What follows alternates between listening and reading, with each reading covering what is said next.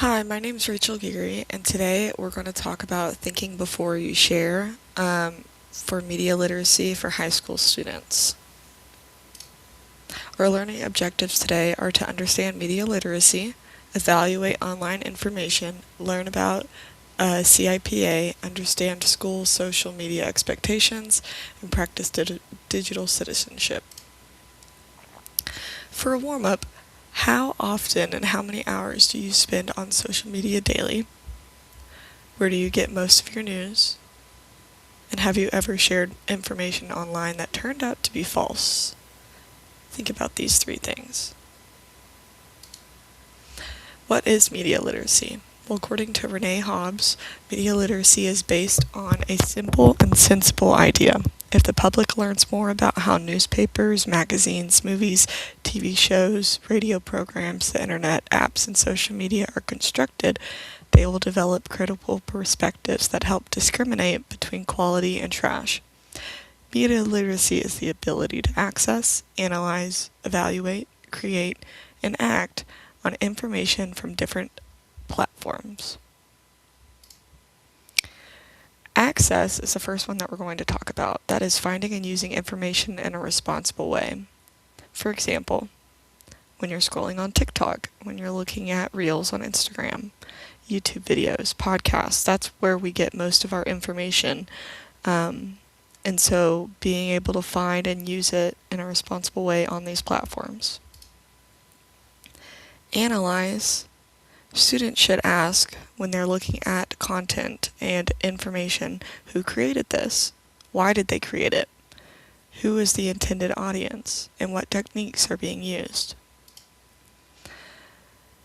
Evaluate. Students should examine credibility, bias, evidence, sources, and accuracy on all information that they see. Students are creators too. When you're creating, think about posting responsibly and having respectful communication in your content. Check for copyright and give credit where it is due. Act. Responsible digital citizenship includes the following: reporting harmful content, respecting others online, thinking before posting, and using media to make positive change. What is CIPA?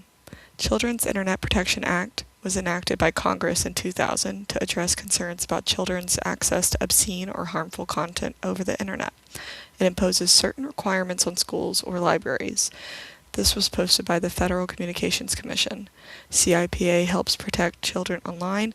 It requires internet filters in public schools and schools that are funded by the government. It requires schools to teach internet safety to students. Why CIPA matters. It protects students from harmful websites, inappropriate content, and ensures online safety. District social media policy. Every district has a different policy for their social media, but all of them pretty much are over appropriate communication, cyberbullying and privacy, and school devices and consequences. Digital footprint. Everything you post online leaves a trace. For example, every photo you post, every comment you make, every like you have, and every video that you post. Misinformation versus disinformation. Misinformation is an honest mistake. Misinformation is false information spread by mistake, not meant to harm. Disinformation is fabricated data engineered to manipulate. It's meant to cause damage. It is intentionally false information. Spotting the red flags. When you're viewing media on different platforms, watch out for emotional headlines, no sources cited, clickbait, AI-generated images, and fake accounts. When you spot one of these, it's pretty easy to assume that you are viewing misinformation. Think before you share. Use the stop strategy. Before sharing, ask, is it true? Is it helpful? Is it respectful? Can I verify it? Let's look at a scenario. A friend sends you a dramatic news story on TikTok. What should you do?